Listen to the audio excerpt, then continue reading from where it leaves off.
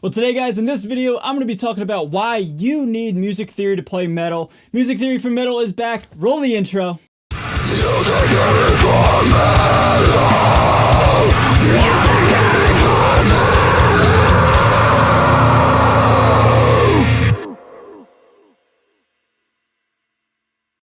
So what's going on, everybody? Thank you so much for joining me for today's video. My name's Ray. I'm a guitar player here on YouTube, and this topic has been on my brain for quite some time, and I wanted to elaborate on it and make a little bit of an argument for you guys. Before I tell you guys my thoughts, I want you guys to leave your thoughts down below about music theory, and particularly music theory for metal. Do you guys know a lot about music theory? Do you know anything at all about music theory? Do you wish you knew some stuff about it? Some stuff that's really confusing? Do you don't think it's relevant at all in metal? Do you think it's just a waste of time? Leave all your thoughts down below. And my hope is we'll have a nice, friendly, cordial conversation about music theory. And yeah, man, let's get the pot stirred a little bit. I want to hear you guys' thoughts. I want to hear some antagonizing opinions about why you don't need it. Because obviously, as the title of this video suggests, I do believe, in fact, that you do need music theory. So sit back, relax. Uncle Ray's going to take you on a history lesson, take you on a journey, and then make an argument about why you need music theory. So, why is music theory in metal not really accepted and known? I think it could be traced back to around the early 90s when grunge hit, like bands like Nirvana, the quintessential grunge band. You know, they became absolutely huge, and, you know, Kurt Cobain really, say what you want about Kurt Cobain, I personally am not a huge fan of Nirvana, but they made really great songs back in the day.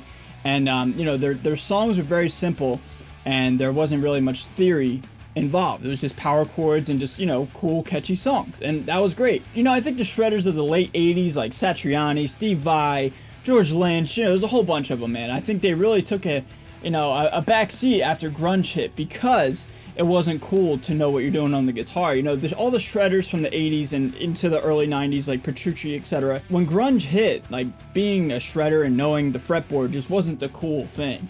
And that really has translated and continued to go throughout the guitar's history up until very recently.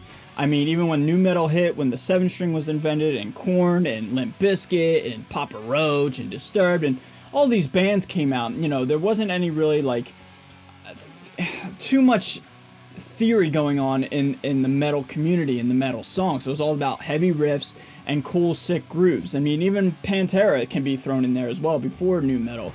I mean, Dime didn't really know anything about theory. He just went with his gut and his soul and is one of the best guitar players of all time. But I really think the catalyst of when the music theory for metal idea really took a backseat and became basically dead was right around the late 2000s when Gent hit. I mean, that was involving the 8-string. I mean, bands like Meshuggah were starting to get huge around this time. They'd have been around forever, but they really, you know, I think 2008 when Obscene came out, and Bleed and Dancers came out, man, it's just like, that just blew up. And that really, in my opinion, was their big break. And even bands like Periphery, you know, the godfathers of gent, man, like, they don't know theory. Mark Holcomb has said he doesn't know theory. Misha doesn't know theory. I'm assuming Jake Bowen doesn't know theory, too.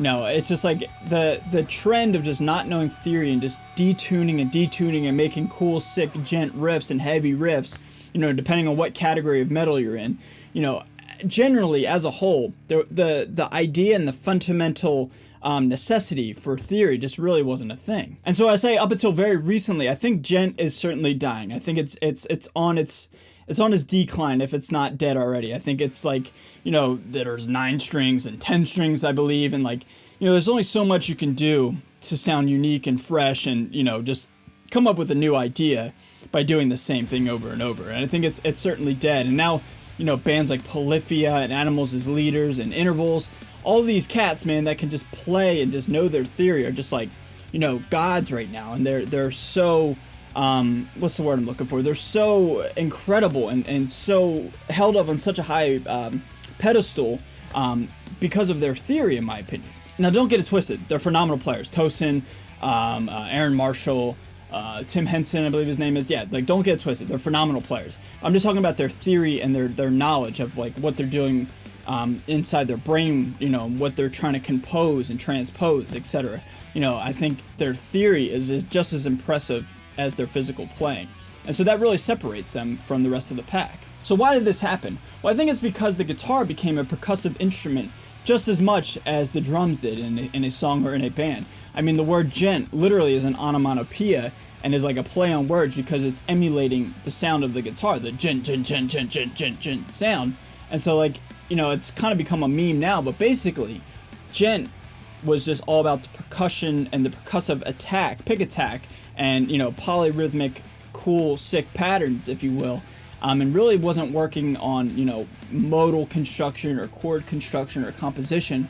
It was more or less just coming up with cool rhythmic patterns. And that's fine. I love gent. I'll be the first one to admit I love gent, but it's not very theory based. And so now I think gent is on the decline. I think these bands such as Polyphia and Intervals and Animals as Leaders, again, these big three, and there's a couple other ones out there too. I mean, Plini's another one too. You know, and Jason Richardson, phenomenal shredder, phenomenal player. You know, like their idea of theory and composition is really just like pushing the envelope and pushing the barrier. And their theory is really what's helping them, along with their physical playing. But they have the theory to make up the cool compositions, if that makes any sense. And so now I want to make the argument that theory is absolutely critical in 2020 and beyond, because there's so many phenomenal players out there, man. Everybody can shred, everybody can play incredible rhythm, everybody's great, you know what I mean? Like, everybody's great, but in my opinion, there's not that many people that know theory. And I can already hear it now, the naysayers of, you know, well, Kurt Cobain didn't know theory, Jim Root doesn't know theory, Periphery doesn't know theory, you know, so why should I? Well, there's an obvious reason. You're not in Slipknot, you're not in Periphery, you know, you're not in Nirvana. You know, we musicians, the everyday musicians, the solo artists, you know, the guys that are not in these multi-million dollar, billion-dollar entities, you know, we don't have the luxury of not knowing theory to make incredible music and make incredible money. I mean, let's be real. It's all about sustaining an income and sustaining a life that you enjoy. And so for me, why I think theory is so incredibly desired and such a necessity in 2020 is because, I'll put it this way. Every phenomenal guitar player might not necessarily know theory, but everybody who knows theory is most likely a phenomenal guitar player. Let's put it that way. For me personally, I didn't know theory up until about 2-3 years ago when I was forced to learn it in school for a grade. And then once I kind of cracked the code and I figured it out, I've been kicking myself ever since that I didn't learn it when I first started playing guitar at age 11. You know, here we are 15, 16 years, however many years later that I'm alive. You know, it's like, man, I had all that time just playing riffs and playing cover songs and genting and playing in drop B and drop A. But I really, in my opinion, wasn't learning music. I was just learning the physical act of playing.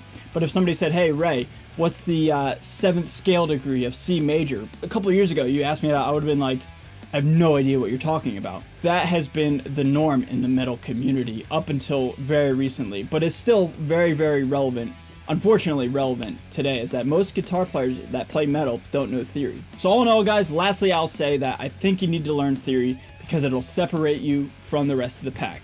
You know, there's a million guitar players on YouTube, there's a million guitar players on Instagram, there's a million guitar players all over the world, and, you know, the rest of the world population consuming this art that we're creating, you know, you can only give your attention to so much. And if everybody's doing the same thing and everybody has the same ideas, it's all going to sound the same. I mean, Glenn Fricker is kind of notorious for saying that, you know, metal is sounding the same, and I can argue that metal sounds the same is because everybody has the same knowledge or lack thereof. It's all about detuning and playing open chugs and not really composing music in a traditional sense, using theory to guide you and figure out how to use certain intervals and how to use certain harmonies, etc. And it's just like, you know, if nobody knows theory, of course it's all going to sound the same. It makes sense, you know what I mean? If you know theory, you will know that much more than your peers who may not know theory. And that can lead to a lot of things. I mean, let's be honest. It'd be amazing to create a band right now and travel the world and be as big as Metallica and make billions of dollars, right? But the chances of that happening are very, very slim. So we have to better ourselves as guitar players in any way possible. And what better way to better yourself than actually understanding music? Now, you know, again, using this imaginary metal band being created and traveling the world would be great. But let's say you have a phenomenal jazz artist in your local community and he's saying, hey, I need a second guitar player to back me up for my band and travel and go on tour. Guess what? If you know theory, sure, you know your metal, but if you know theory, you can most likely play jazz or at least keep up. And 90% of music in the music industry, as I continue to do this, is kind of just showing up. And if you show up and if you get the part, you'll figure it out. If you're hungry and desired and focused enough, you'll figure it out, man. So if you just know your theory, you set yourself up for success that much more than somebody that is an incredible player. But if you say, all right, hey, my song's in A minor, I need you to solo in the C major Dorian mode, because C major is the relative major to A minor, people will be like, you know, the people who don't know theory will be lost. But somebody who knows theory may not be as good as of a physical guitar player, but they can figure it out and they can get the job. Makes sense? And so how Uncle Ray uses theory is, you know, I say this all the time. I don't want to be the best guitar player in the world. I really don't. I genuinely don't. It'd be nice. It'd be sick. Like, don't get it twisted. But I'm really not striving for that. What I'm striving to do is be the best version of myself and have my own style and artistic expression. And I try to better myself every single day by physically practicing and coming up with new ideas for my own stuff in Luna Muerta. But I'm also trying to better myself every single day and just either learn something new theory-wise or just keep my chops fresh for theory, just in case that imaginary jazz player comes up and says, hey, you know your theory, let's try this gig out. I want you to back me up and, you know, run with it. You just never know what's going to happen in the music business, and I found that out as I've been doing this for nearly 3 years. So guys, that's my argument of why I believe that you need theory to play metal. And not only play metal, but play music in general. What do you guys think? Do you guys still don't think that theory is that important? Do you think I'm way off? Do you think, Ray, you're crazy? You're way off, dude. You're a moron. Theory is for losers. It's all about the detuned chugs. I love it. I love detuned chugs, but I also love theory. I would love to know your guys' thoughts. Leave all your thoughts down below, and we'll have a nice, friendly, cordial discussion. Guys, if this video does well and you guys resonate with this topic, I'll be more than willing to start doing theory-based lessons on this channel, because I got a lot of stuff up here that I teach to my individual students through Patreon, but I would love to teach the world and teach the general population of metal guitar players. And my goal is to keep pushing the envelope, not only physically with physical playing the instrument, but I also want to keep pushing the envelope with the knowledge and the amount of theory that players know in 2020 and beyond. So let me know if you guys do in fact enjoy this type of video. Leave a like, share it if you'd like. I love you guys so much. Thank you so much for watching. A huge shout out to my patrons and everybody watching at home. I'm out of here. Stay metal, everybody. And I'll see you guys next time. Later.